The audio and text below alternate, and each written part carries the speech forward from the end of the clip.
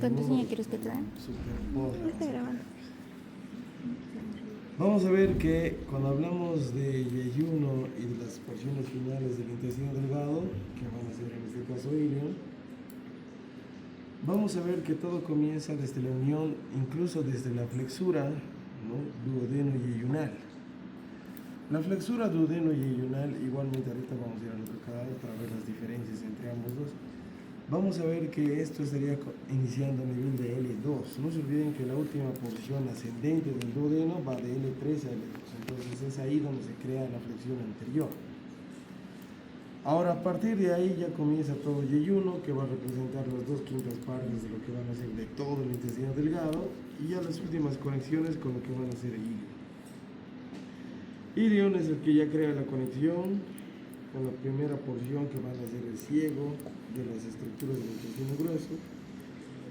Vamos a ver que acá se va a dar la unión iliocecal, ¿sí?, exclusivamente característica, ¿no? Se va a formar acá una pequeña válvula, acá la podemos ver, esta válvulita. Ahorita solo se la ve como labios, no nos olviden que se ve un labio superior, labio inferior, y a los costados estito va a ser el frenillo de la válvula iliocecal. Si esto estaría contraído, se formaría como una papila, ¿no? Entonces, pero ahora, obviamente, como está totalmente relajado, ya solo se le ve como un labio de la misma válvula, ¿sí? ¿Qué más tenemos que hablar en relación a lo que van a ser de las estructuras de yeyuno e ilion? ¿Sí? Para eso necesito que vayamos allá.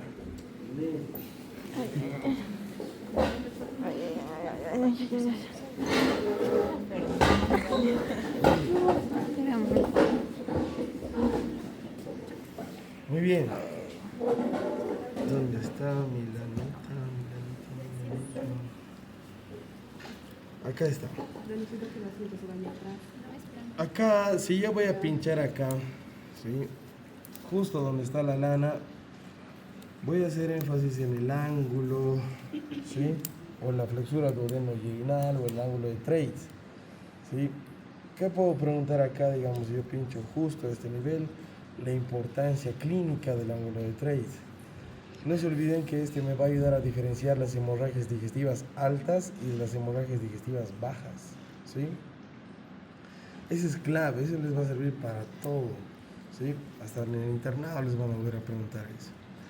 Ahora, el otro ideal, incluso se puede ver ese punto, ¿sí?, donde cambia las estructuras de lo que van a ser ya ilion y de lo que van a ser yeyuno incluso. Oh, había un punto, ¿dónde está mi puntito? Un ratito. Desde acá ya se nota.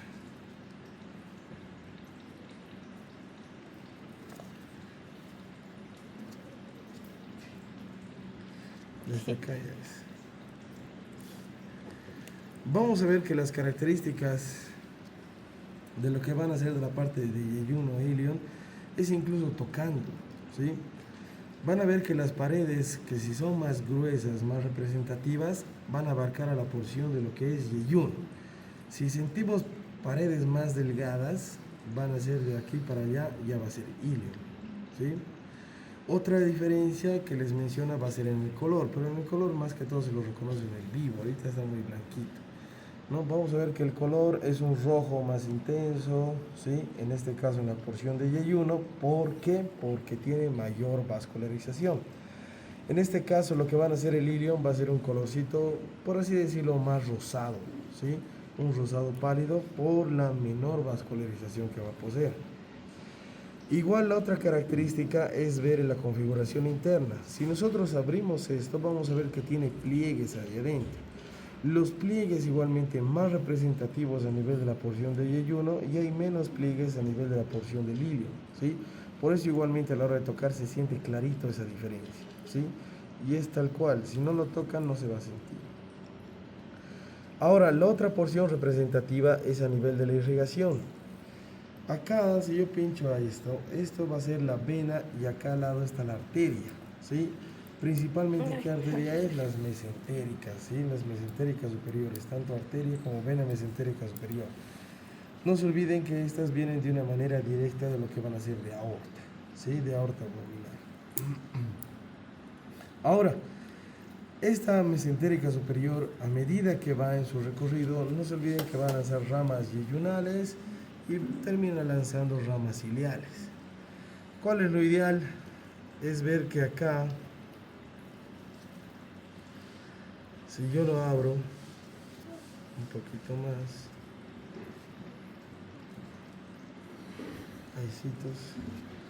vamos a ver que estas arterias, una vez que se denominan ya yeyunales o iliales, tienen la característica de formar esto. Estos son los arcos o las arcadas arteriales. Estas arcadas, incluso de las arcadas, ya nacen estos vasos que son denominados los vasos rectos, ¿sí? De esa manera ya están llegando a irrigar las porciones de yeyuno y... Ahora, ¿qué les menciona en ese cuadrito de diferencias? Van a ver que las arcadas y los vasos rectos son mucho más grandes, más representativos a nivel de la porción de yeyuno y son más pequeños y más cortos los vasos rectos a nivel de la porción de lo que van a ser del ilio.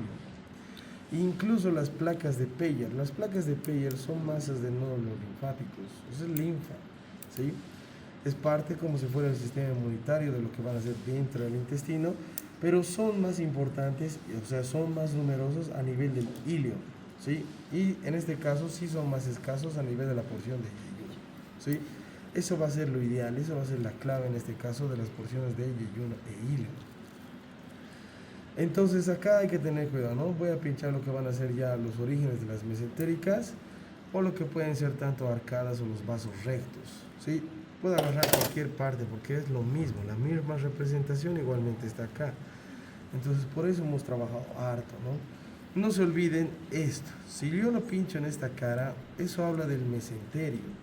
No se olviden que el mesenterio va a ser un repliegue del peritoneo, es una doble capa de peritoneo, que me va a ayudar a invaginar, va a ayudar que esto sea un órgano intraperitoneal, que va a contener ahí adentro del peritoneo todo esto, ¿no? Vasos sanguíneos, en este caso arterias, venas, nervios, linfa, las porciones de intestino delgado, ¿sí? Y todo ese mesenterio se representa en ambas porciones, ¿sí? Hasta la porción más final.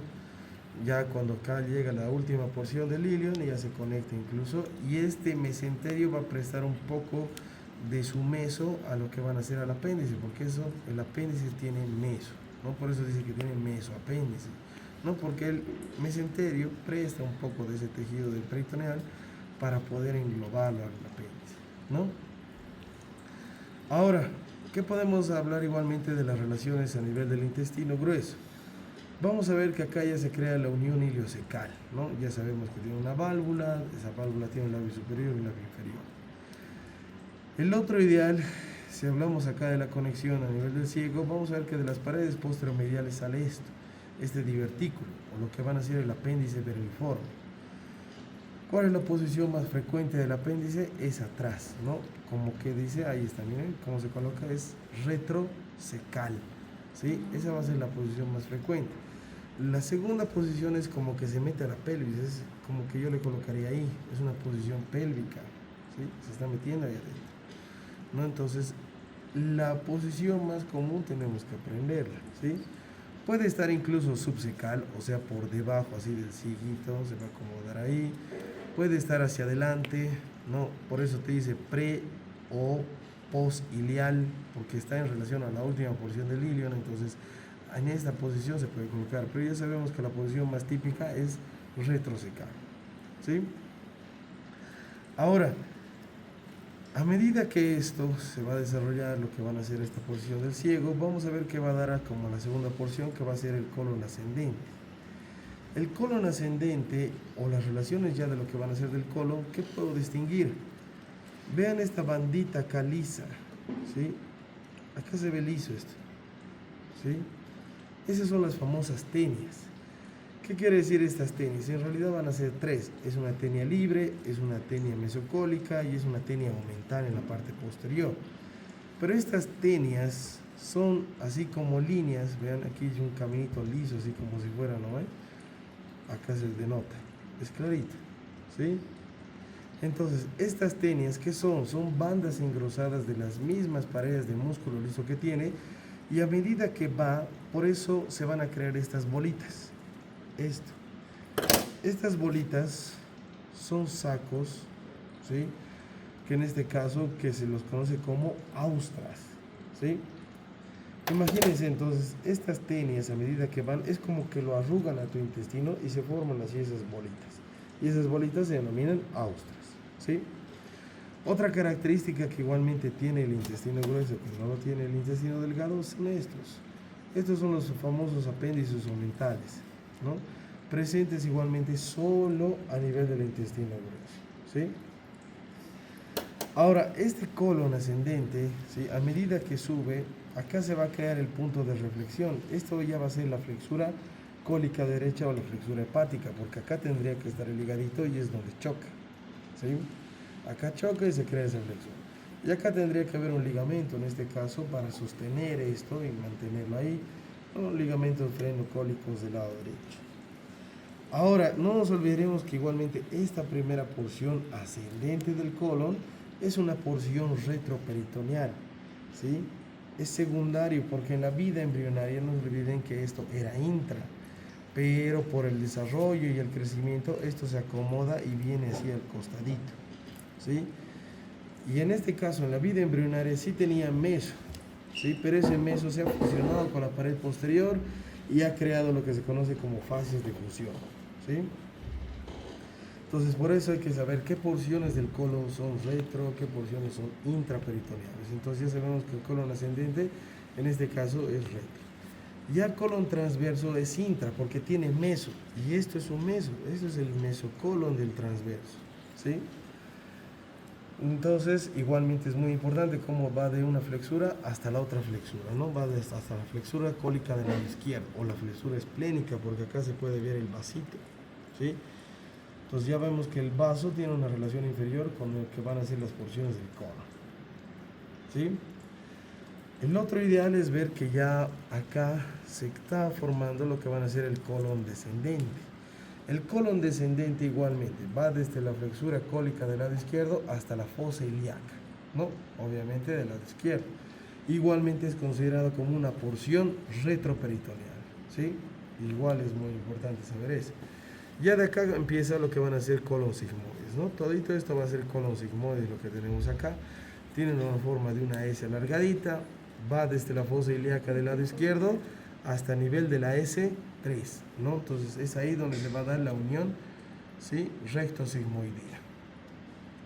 ¿Qué característica igualmente en teoría te menciona ese nivel? Que esas tenias que les he mostrado, toditas esas tenias convergen, las tres, convergen a ese punto a nivel de la unión recto sigmoidea. Eso en teoría igualmente les maneja, ¿sí?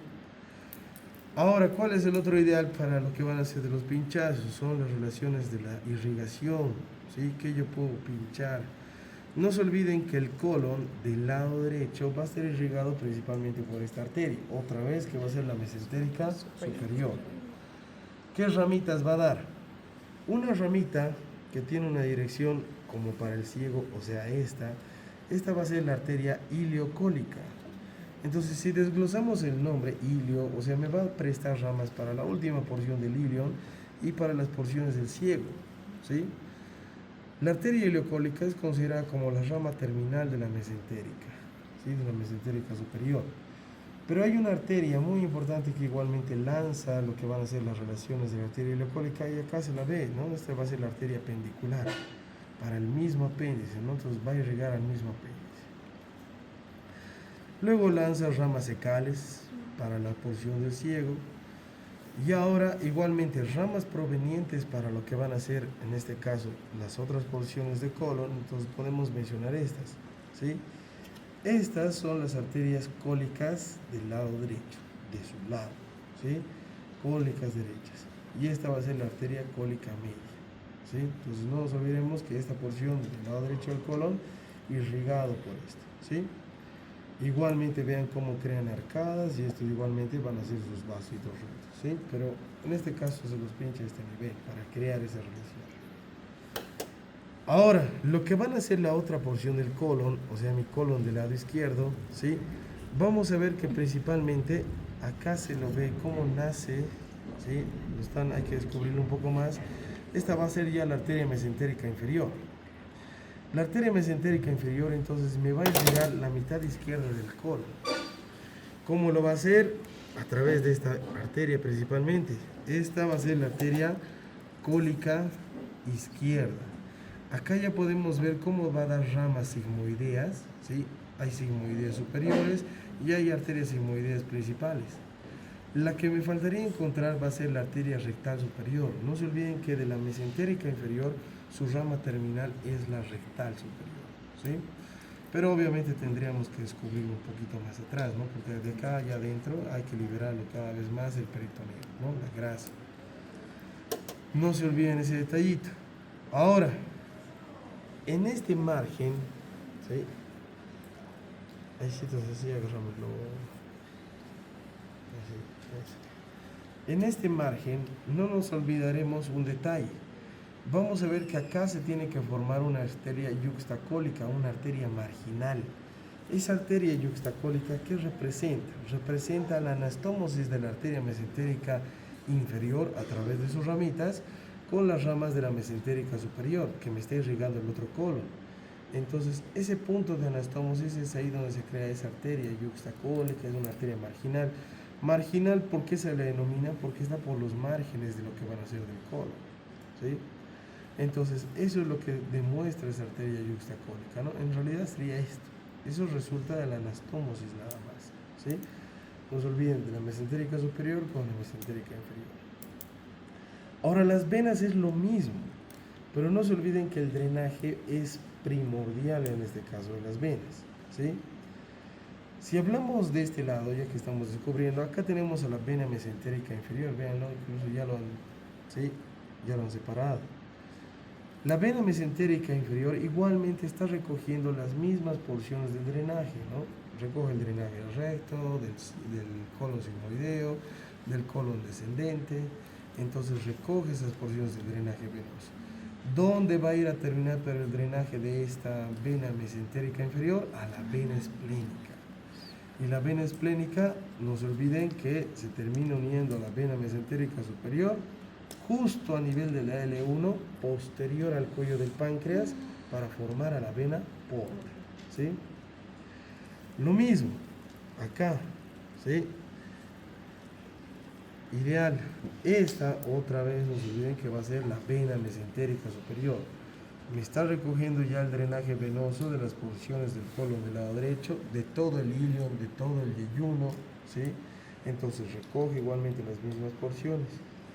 Entonces, como está recogiendo los nutrientes de esto, entonces por eso va a formar la vena porta y todo eso tiene que ser metabolizado a nivel del hígado, ¿sí? Pues no se olviden ese detallito.